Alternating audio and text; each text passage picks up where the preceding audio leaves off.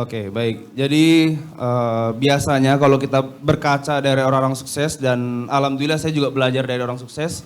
Ketika kita mau sukses, itu kita harus tahu yang pertama itu goal kita apa. Bukan bagaimana caranya sukses, bagaimana caranya jadi YouTuber, tapi goal kita apa? Goal kita apa dulu gitu.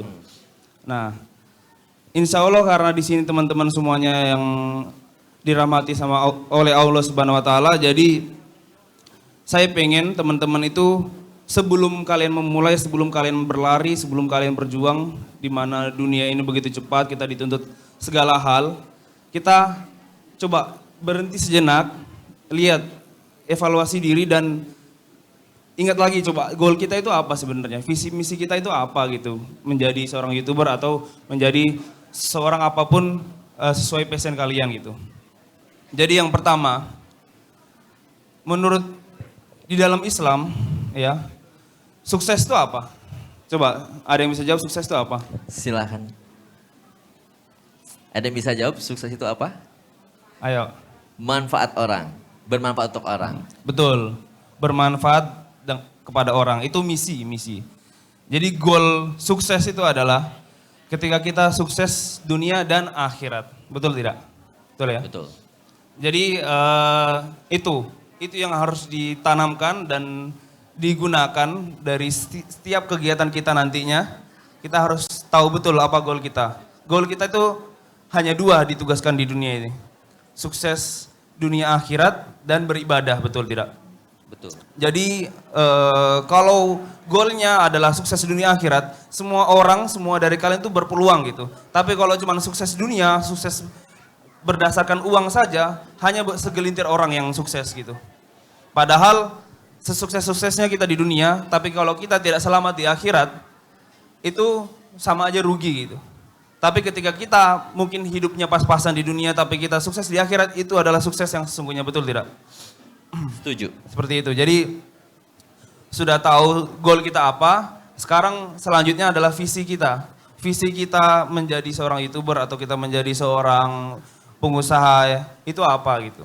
Kalau saya pribadi, visi saya itu adalah ya dakwah. Karena sosial media ini kan betul-betul seluruh orang, seluruh masyarakat Indonesia itu betul-betul semuanya main sosmed sekarang. Semuanya melihat apapun, belajar, mengasah skill itu semuanya dari sosmed gitu. Nah, ketika semua orang berkumpul di wadah sosial media ini, kita harus menjadi orang yang menjadi cahaya gitu.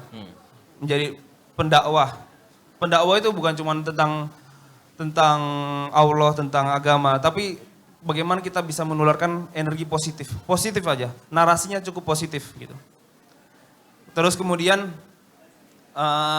di tengah sosial media ini yang sangat bebas, kita harus berperan. Kita harus melihat, sayang sekali kalau sosial media ini hanya dipenuhi orang-orang yang mungkin asal-asalan, mungkin tidak berpikir bahwa ini konten kita itu bakal dilihat sama orang, bisa aja ditiru gitu. Biasanya mereka bebas melakukan apa aja, mereka melakukan hal-hal yang negatif, kita semua pikir itu adalah hal yang normal karena mereka semua adalah panutan kita. Padahal itu salah gitu. Nah, itulah tugas kita masuk di sosial media itu berperan gitu, menjadi penyeimbang. Jadi biar mereka nanti yang milih gitu. Nah, nanti setelah semuanya udah mantap, visi, goal, kemudian misi kita gimana caranya biar bisa memenuhi goal itu gitu. Misinya ya, misalnya teman-teman mau jadi pengusaha sukses gitu, itu misinya. Atau menjadi YouTuber terkenal, atau punya banyak uang. Itu adalah misi yang menjadi alat untuk kita bisa mengejar goal kita gitu.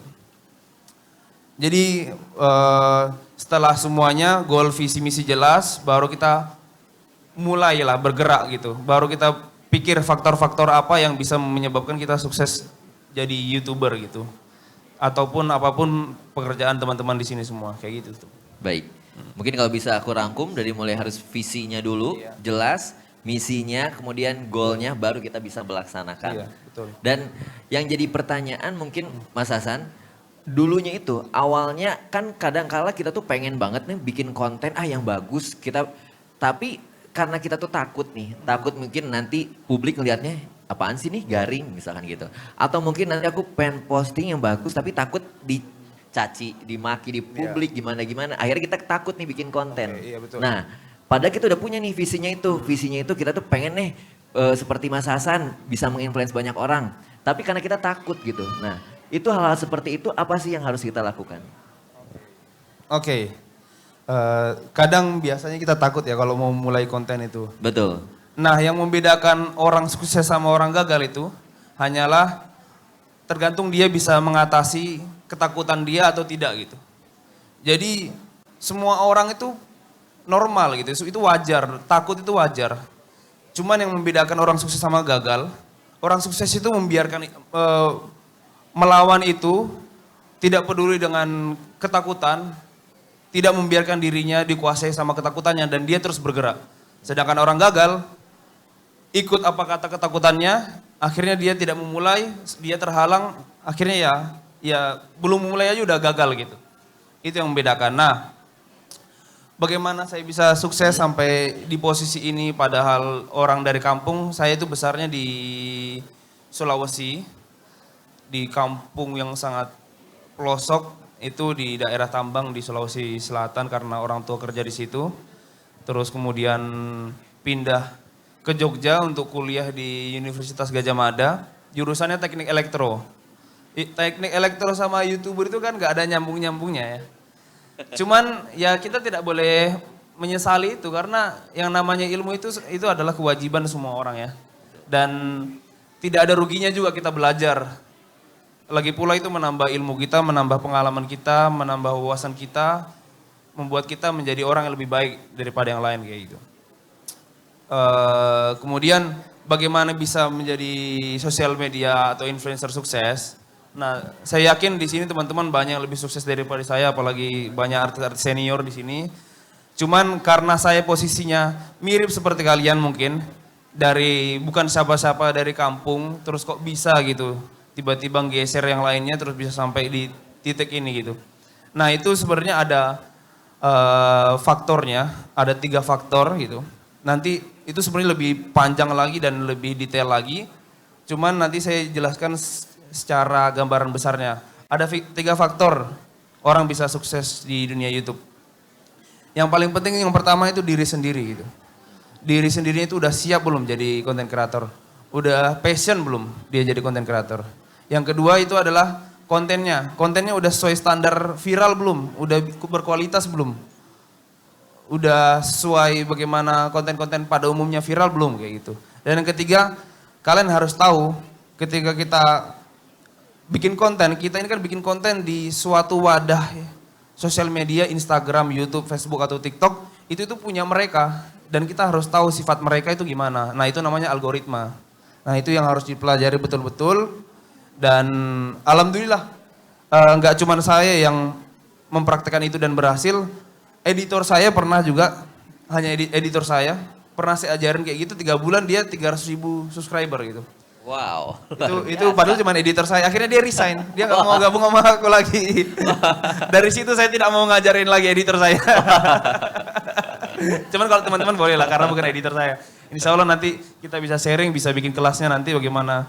Karena saya juga rencana ada bikin kelas bagaimana biar menjadi YouTuber sukses dari zero to hero ya. Itu ya begitu sih mungkin. Wah, luar biasa ya. Justru saat bahagia kalau misalkan yang biasa ngedit tiba-tiba udah jadi seseorang yang luar biasa. Iya, mungkin belajar dari Mas Hasan ya. Iya, alhamdulillah. Mas Hasan, masih ingat gak kira-kira postingan pertama kali atau konten pertama kali yang dibikin itu seperti apa dan impactnya seperti apa? Konten pertama saya itu pas 2019 ya. Itu konten anak-anak jadi memang lagi viral itu momennya itu tentang kids zaman now. Kalau pernah dengar kids zaman now. Itu salah satu yang bikin tren itu saya sebenarnya itu. Wah, luar biasa, berikan tepuk tangannya dulu dong. Itu cuma Kenapa iseng. tuh, Mas? Jadi iseng. Jadi ada viral lah kata-kata kids zaman now ya di sosial media itu. Terus saya berpikir karena memang sebenarnya saya udah suka bikin video itu. Sebelum jadi YouTuber juga udah suka.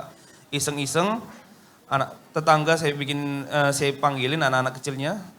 Saya bikin video sama mereka. Terus saya upload di sosial media. Itu upload sosial media. Habis itu saya tinggal 3 bulan. Tiba-tiba pas aku cek lagi YouTube-nya, tiba-tiba udah 3 juta penonton dan 50.000 subscriber. Wow. Emang mungkin ya rezekinya mungkin ya. Begitu. Jadi justru mulanya konten yang kids zaman now itu Iya, ya. betul. Dari HP juga minjem sama teman, jadi teman saya ada yang punya iPhone, pinjem dong, aku bikin video gitu.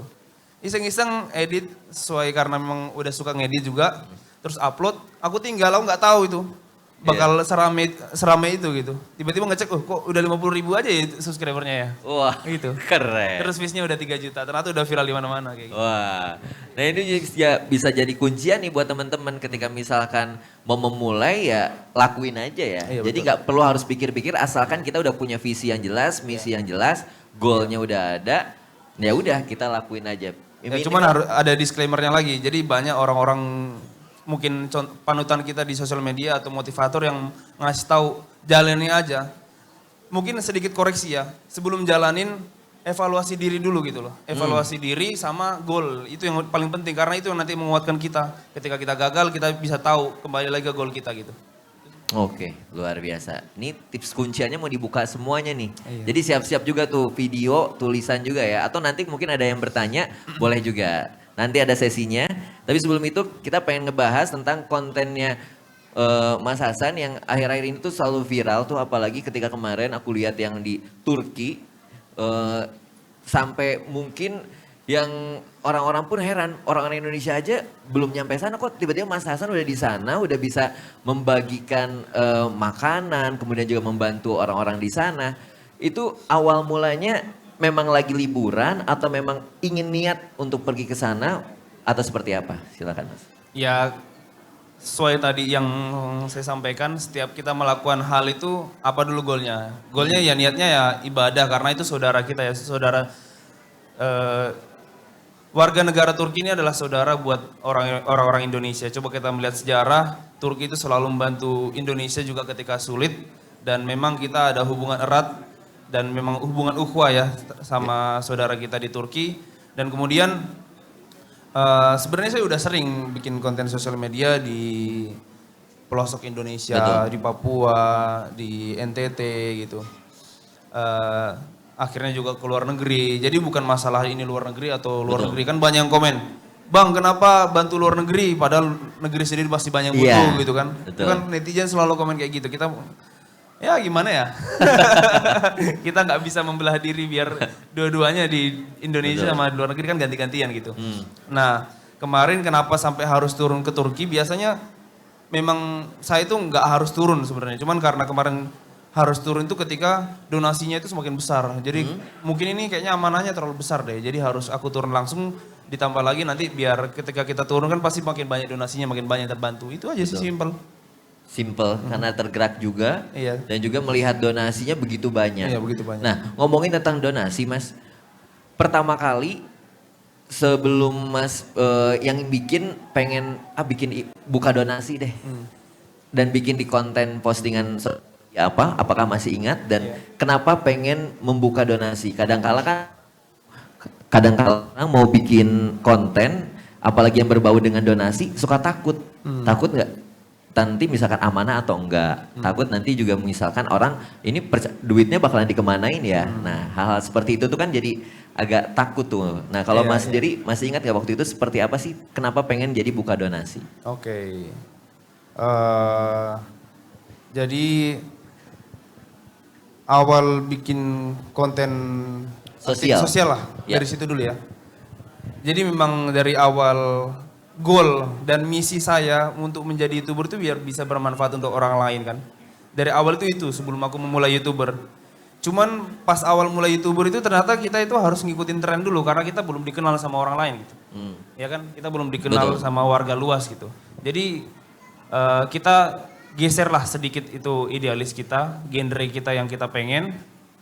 Kita membesarkan nama dulu baru akhirnya akhirnya baru bisa bermanfaat untuk orang lain gitu, orang banyak gitu. Jadi memang akhirnya membesarkan nama dulu, kemudian alhamdulillah sekarang udah bisa jalan sendiri, akhirnya baru kembali ke idealis saya. Idealis saya sebenarnya memang udah sosial dari awal, cuman awalnya nggak bisa karena belum punya pengikut gitu kan. Nah sekarang alhamdulillah nggak perlu harus ngikut-ngikut tren, Tapi dengan kita idealis kita hanya untuk bermanfaat dan sosial, akhirnya sekarang udah bisa sampai bisa bantu banyak orang. Kenapa open donasi ya? Karena kalau pakai duit saya sendiri tuh habis. Iya. Saya pernah bener-bener pakai uang sendiri, nanti waduh gimana ini nanti orang-orang terdekat saya malah nggak bisa saya bantu ini kalau kayak gini gitu kan. Jadi akhirnya oke lah kita bersinergi biar teman-teman juga bisa banyak yang bantu biar bersatu terus biar pahalanya bareng-bareng akhirnya open donasi. Terus kalau dipikir amanah atau enggaknya ya kita mencoba yang terbaik aja ya. Karena ya semuanya bisa kena kasus tergantung kita punya musuh atau enggak. Kan biasa yang kena kasus itu karena dia punya musuh terus dikasuskan lah. Jadi orang yang salah, orang yang benar aja bisa salah apalagi udah jelas salah kan. Kayak gitu. Jadi ya mencoba yang terbaik aja lah. Iya, karena memang sesuai goal yang pertama ya. Kalau misalkan bersosial media karena ingin membantu banyak orang juga. Nah, mungkin Mas boleh dikasih tahu nggak ke kita cara untuk membangun bisa dibilang branding spesial brandingnya Mas. Sekarang yang saya lihat tuh adalah seorang yang berjiwa muda dan juga membantu sesamanya ya. Kayak nge-branding diri sendiri itu harusnya seperti apa sih kalau di sosial media? Oke, jadi sebenarnya tadi udah membahas ke arah sana. Jadi ketika kita memulai YouTube ini, misalnya kita udah yakin nih mau jadi YouTuber atau menjadi content creator. Kita sukanya apa? Kita sukanya genre apa? Misalnya kita suka traveling, kita suka food vlogger mungkin, atau kita suka konten-konten yang lainnya lah. Itu ditentukan di awal dulu. Cuman kemudian ketika kita memulai untuk membranding, kita harus ngikutin tren dulu lah. Kita harus bagaimana biar kita bisa dikenal dulu melalui tren yang ada gitu. Kadang karena tren itu sangat menolong kalau kita bisa untuk memulai gitu. Karena kalau kita langsung mulai dengan idealis kita, itu belum tentu ada yang nonton. Tapi kalau kita nyerempet sama tren yang ada, itu kita bisa terangkat lah. Kayak kita manjat lah sama tren gitu. Cuman ada juga influencer yang konten kreator yang dari awal udah idealis bisa naik juga. Cuman sedikit gitu. Iya. Ya. Jadi kita belajar dulu dari yang sudah ada, tren yang ada. Nanti dari situ nanti baru kita bisa tahu apa branding kita sesungguhnya nanti. Kemudian nanti kalau udah besar baru kembali ke idealis kita mau genre apa yang sesungguhnya dari awal. Terus nanti membranding dengan kita harus interaksi dekat juga sama follower itu penting banget sih sebenarnya. Ya. Oke. Jadi kalau memang pengen membuat persona branding kadang kala bener idealis itu susah ya. Kadang kala ya pasti nggak akan naikin tuh yang trending sekarang saat ini apa gitu. Dan kita tetap harus bisa ngikutin tren tersebut agar bisa nanti ketujuan kita yang semula agar bisa menciptakan persona branding kita. Betul ya Mas. Oke, udah ada tanya jawab katanya. Tapi terakhir nih ya, kita belum ngupas sedikit lagi terakhir Mas. Mungkin terakhir bisa kasih sedikit nih buat kita tipsnya untuk kita tuh bisa konsisten di bidang dunia sosial media ini. Apalagi menjadi konten kreator. Kadang-kala kita udah posting 1, 2 disukai sama publik tapi habis itu 3, 4, 5-nya likes-nya pun gak ada. Komen ngelihat kok komennya gak ada yang komen. Itu jadi kayak bikin kita tuh kayak aduh males lagi bikin postingan gitu. Males lagi bikin konten. Hal seperti apa sih yang bikin kita tuh harus oke deh konsisten di dunia media sosial ini biar jadi konten kreator. Silakan Mas. Tetap ada trial errornya lah. Jadi ketika kita bikin konten kayak aku bikin konten ya mungkin di awal berhasil. Tapi di tengah-tengah juga sempat jatuh gitu. Nah yang memperkuat kita ya paling pertama kita memang harus minta petunjuk sih sama Allah gitu. Kita ini benar-benar disuruh menjadi konten kreator atau sebatas kita main di sosial media. Karena sama-sama berperan kok kayak gitu. Kita nggak harus jadi yang terkenal banget gitu. Kita berperan di lingkungan kita itu aja udah sangat berperan. Karena goal kita kan sukses akhirat gitu. Betul. Jadi yang sedikit aja kita bisa kalian semua yang masuk surga daripada kita yang besar. Kita yang lebih resiko amanahnya gitu. Kalau kita bikin hal-hal yang buruk, yang contoh lebih banyak juga kan itu malah bahaya buat kita kayak gitu. Jadi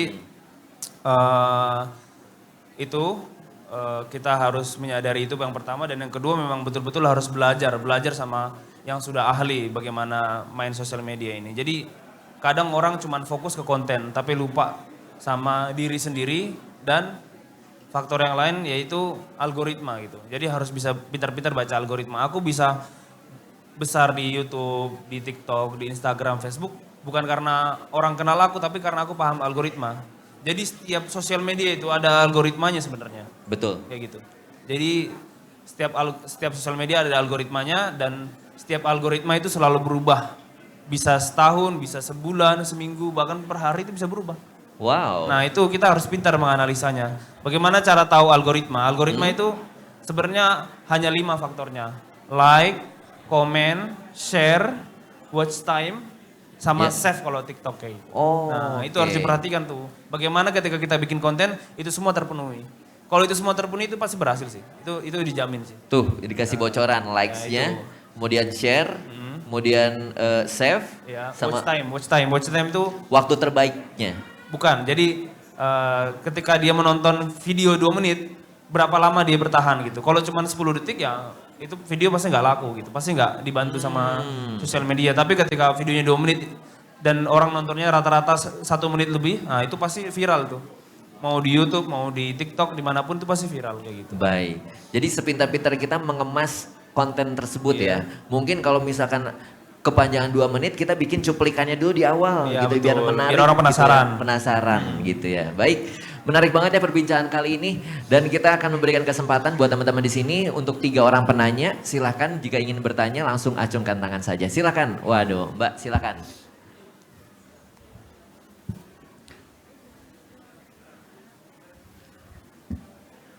Cek. Assalamualaikum, selamat sore Mas Hasan, Mas Aiman. Saya Lulu dari Bogor. Nama saya juga bola Mas, di Piero soalnya. Waduh, Juventus. biasa.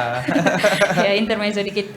Tumben ya cewek bola. Ayah saya suka Juventus. Oh, legend. Iya.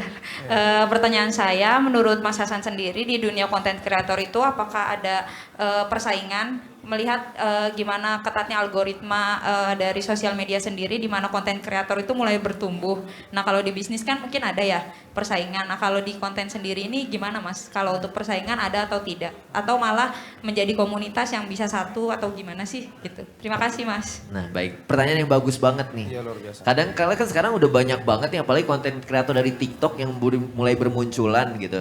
Dan itu apakah dijadikan saingan atau memang jadi pemacu atau seperti apa? Mas Hasan silahkan. Oke, ini luar biasa banget pertanyaannya. Jadi di sosial media itu persaingan itu sebenarnya luas banget. Beda sama kita lomba lari, pesertanya cuma 5. Tapi kalau sosial media ini karena tahu seluruh manusia ini pasti main sosial media. Bahkan yang bukan konten kreator aja kadang upload video bisa viral gitu kan. Karena memang sosial media ini karena tahu yang main seluruh manusia di dunia ini, akhirnya dibuat bagaimana algoritmanya itu bisa mewadahi atau bisa mensupport orang-orang yang baru mulai gitu. Nah, ada beberapa sosial media yang dari kalau saya urutkan ya, tingkat kesulitannya itu. Yang paling sulit pertama YouTube, kedua Facebook, ketiga Instagram, baru yang paling mudah TikTok gitu. Jadi kalau teman-teman mau mulai sosial media di TikTok dulu gitu. Itu TikTok benar-benar memang fokuskan untuk pemula yang baru mau mulai gitu. Nanti ketika kita punya banyak follower di TikTok, nanti bisa pindah ke Instagram, terus nanti pelan-pelan Facebook, YouTube. Kalau orang masih sedikit sih yang main Facebook. Iya. Tahu nggak kalau Facebook itu kita dibayar? Enggak. Ada. Jadi sama aja kayak YouTube. Ada ads-nya juga. Nah saya sudah mulai dari 2 tahun yang lalu gitu. Sampai sekarang bahkan Atari Cheese itu saya lihat juga belum paham juga. Wow. Iya ternyata ada duitnya gitu.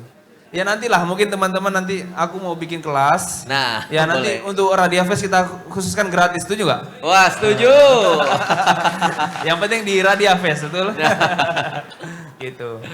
Jadi Baik. insya Allah lah kalau teman-teman di sini mungkin kita udah goalnya udah sama, visi misinya udah sama, insya Allah lah. Kalau kayak gitu semuanya kita niatkan untuk lillahi ta'ala ya. Boleh tuh yang mulai dari sekarang belum follow dulu. Siapa tahu nanti diposting kelasnya kapan langsung ikutan. Terima kasih, Saya terima kasih. dari Radia Fest gitu biar gratis gitu ya. Oke silakan ada pertanyaan selanjutnya. Acungkan tangan. Ada lagi? Sur, Ya silakan. Oke. Bismillahirrahmanirrahim. Assalamualaikum Bang Hasan. Waalaikumsalam. Mau nanya tanggapan Bang Hasan. Namanya Mas? Namanya Tegar. Tegar. Ya.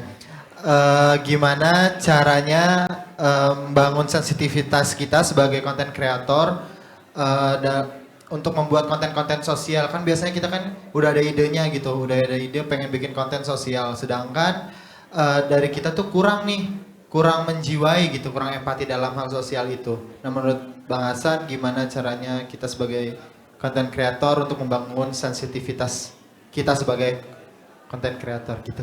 Sensitivitas maksudnya sensitivitas terhadap kontennya atau bagaimana kita sensitif ke penonton? Maksudnya gimana? Dari kita juga sama penontonnya, dua-duanya Oke. gitu. Baik. Ya. Ya, kasih. Ya, terima kasih Mas Tegar ya. Nah, mungkin ya sensitivitasnya itu bisa dilihat dari dua sisi. Bagaimana kita bisa melihat sekitarnya dan juga bagaimana ketika tanggapan publiknya atau netizennya. Mungkin bisa Iya, dijawab, betul. silakan Mas. Terkait sensitivitas jadi sensitif lah. Iya. Terkait sensitif itu kadang terlihat dari ketulusan kita bikin videonya gitu. Kembali lagi ke visi misi kita. Kalau misalnya kita tulus, pasti orang juga bisa ngerasain gitu. Cuman kalau mungkin ya kita udah tulus tapi belum terlihat tulus mungkin ya. Yaitu bagaimana kita belajar sama konten-konten kreator yang mungkin lebih ahli gitu. Kita tiru aja dulu. Nanti dari kita tiru, nanti kita belajar, kita tahu gitu loh. Oh ternyata di sini kesalahannya. Jadi nanti kita banding-bandingin terus sama yang sudah berhasil gitu. Mungkin misalnya Mas mau bikin konten sosial, berarti nonton videonya Mbak Imong dulu atau nonton video saya dulu gitu. Nah itu tolak ukurnya itu. Jadi video Mas kalau misalnya Mas nonton, ini video saya terus dibandingkan sama Mbak Imong, kok jauh ya? Nah itu kadang antara memang bagaimana pas Masnya syuting atau yang kedua memang editingnya sebenarnya. Editing itu kunci utama gitu. Bahkan kalau mungkin kita ini video happy, bisa aja diubah jadi sedih kalau editornya bagus. Betul. Video sedih bisa aja jadi happy gitu. Itu tergantung editan sih yang paling utama itu. Satu itu. Tapi jangan cuman karena inilah konten lah. Kita betul-betul niat tulus. Sosial media ini hanyalah alat lah. Insya Allah biar semuanya terhitung ibadah. Yes, setuju sekali. Sudah cukup ya Mas Tegar ya? Memang, terakhir. Ada pertanyaan ya, siap. Silakan terakhir banget, ini udah habis nih sebenarnya. Oke, silakan Mas Riki. Assalamualaikum warahmatullahi wabarakatuh. Waalaikumsalam warahmatullahi wabarakatuh. wabarakatuh. Ya, nama saya Aiman. Aiman juga ya. Aiman. Aiman Riki. Mas Hasan, Masya Allah ini saya senang sekali melihat perkembangan apalagi konten-konten YouTube dari Mas Hasan ya gitu. Terutama istri saya. Istri saya sampai nitip pertanyaan katanya. Oke. Tolong nanti kalau kamu ketemu sama Mas Hasan tolong tanyain. Baik, ini pertanyaan dari istri saya. Ketika seorang pertama kali memulai untuk menjadi konten kreator, apa sih? Apa yang harus dia persiapkan? Terus yang kedua, untuk saat sekarang ini konten-konten apa yang mungkin bisa menjadi pengen seperti Mas Hasan gitu. Subscribe-nya udah 11,2 juta, terus pernah mendapatkan 100.000 US dollar, pernah hampir dapat rezeki jalan-jalan ke New York gitu. Pengen banget gitu. Tapi ketika itu jadi dilema atau banyak perbincangan orang atau tidak setuju, apa sih yang harus kita lakukan, perbaikan? Apakah kita harus bikin viral dulu seperti itu? Mungkin itu dari saya. Mohon maaf, terima kasih buat saudara saya Riki Perdana yang sudah menjadi MC hari ini. Dan semoga hari ini semuanya dalam keadaan sehat walafiat. Ya, wassalamualaikum warahmatullahi wabarakatuh. Waalaikumsalam warahmatullahi wabarakatuh. Izin tadi, yang pertama konten apa, yang kedua tadi apa? Yang kedua, persiapannya apa aja sih gitu. Kalau misalkan mau, sebenarnya tadi kita udah dibahas di awal, persiapannya seperti apa untuk mau bikin konten gitu. Iya. Ya. Persiapan ya. Yes. Ya kalau tadi ini sebenarnya pertanyaannya udah sedikit saya jabarkan, saya paparkan, cuman nanti berarti lebih kita uraikan ya. Jadi konten apa yang harus dibuat gitu. Sebenarnya konten apa aja bisa gitu. Jadi mungkin misalnya teman-teman di sini mau bikin food vlogger, berarti food vlogger kita belajarnya contoh kita bikin konten itu seperti yang sudah terkenal, mungkin Tan Boykun gitu. Jadi kita belajarnya sama dia. Belajarnya nggak harus ketemu dia, cukup lihat dari kontennya gitu. Ditiru dulu. Kalau menurutku sih ditiru dulu gitu. Bagaimana kita bisa bikin konten kayak gitu. Nah, terus yang kedua, persiapannya apa?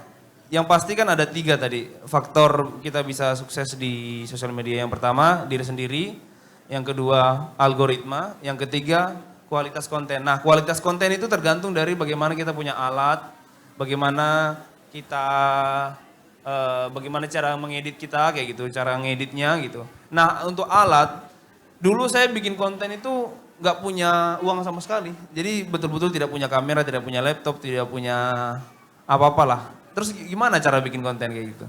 Nah, ada 2 cara. Ini mungkin ini menurut saya ya. Jadi ini yang dari pengalaman saya belajar. Yang pertama, kita minjem aja dulu punya teman gitu. Nggak harus pakai kamera. iPhone sekarang udah cukup. iPhone itu udah bagus banget lah. iPhone 7 itu udah cukup. Nanti iPhone 8, apalagi iPhone 9, apalagi sekarang kan yang bekasnya itu murah ya. Jadi kalau mungkin teman-teman juga bisa beli juga itu lebih bagus lagi. Tapi mungkin pinjem dulu aja gitu, pinjem punya teman gitu. Yang penting kita udah jelas konsepnya apa, jadi pinjemnya gak lama-lama gitu kan. Kalau pinjem lama-lama juga aduh ngerepotin juga kan. Ya. Nah gitu, jadi kita pinjem dulu gitu. Terus yang kedua, ikut lomba-lomba gitu. Sekarang banyak banget lomba-lomba di sosial media itu coba pejuang lomba apa ya nama akun Instagramnya itu. Di situ itu bukan cuma giveaway. Betul. Jadi betul-betul poster lomba video gitu. Nah biasa hadiahnya kamera, uang kayak gitu. Jadi nanti diasah di situ. Nah aku aja awal bikin konten tuh pertama pinjem iPhone punya teman. Dari pinjem iPhone punya teman itu aku bikin video ikut lomba yang ada di pejuang lomba itu. Dari situ aku dapat kamera. Jadi kayak gitu. Dari kamera itu sampai hari ini kayak gitu. Betul. Karena kalau kita ada keinginan, pasti semua juga ada jalannya ya. Pasti ada caranya kalau asalkan kita niat, itu yang paling penting ya. Betul. Waduh luar biasa banget. Terima kasih banyak. Mudah-mudahan ini bisa menjawab ya pertanyaannya dari istrinya. Tolong disampaikan nanti ya. Dan ini merupakan perbincangan yang menarik, tapi sayang sekali waktunya terbatas. Jadi mungkin nanti bisa ikut kelasnya dari Mas Hasan. Dan mungkin kalau misalnya teman-teman ada pertanyaan-pertanyaan lagi, silahkan nanti bisa di follow, bisa di YouTube juga bisa DM-an langsung Pak ya. YouTube gimana cara DM-nya? Instagram. Instagram maksudnya. Baik, Mas terakhir aja pesan singkat buat teman-teman yang ingin memulai menjadi konten kreator, apa Mas? Oke. Jadi buat teman-teman semuanya, mumpung kita masih muda, tentukanlah dari sekarang kita itu mau kemana dan periksa kembali lagi gitu diri kita gitu. Jadi ketika kita memeriksa diri kita, apakah kita sudah pantas, apakah kita sudah jelas gitu goal sama visi misinya gitu. Karena ketika kita sudah siap, ketika kita sudah belajar, mempersiapkan semuanya, kesempatan yang datang ke kita, bukan kita yang mengejar kesempatan. Itu aja sih. Siap. Terima kasih banyak. Berikan tepuk tangannya untuk Mas Hasan. Mudah-mudahan ini menjadi hal-hal baik juga buat Mas Hasan dan juga buat teman-teman semuanya. Dagingnya banyak banget, intisarinya yang banyak banget. Bisa diamalkan, bisa dipraktekkan langsung sesuai dengan yang tadi Mas Hasan bilang. Dan sesuai dengan tema kita kali ini adalah From Zero to Hero. Mudah-mudahan teman-teman yang mulai dari zero ini bisa jadi hero suatu saat nanti. Amin. Subscribernya juga banyak, bisa membawa Amin. impact yang banyak buat banyak Amin, orang. ya Allah. Baik, amin, amin, rabbal alamin. Terima kasih Mas Hasan. Sampai ketemu lagi di talk show selanjutnya. Dan Assalamualaikum warahmatullahi wabarakatuh. Waalaikumsalam.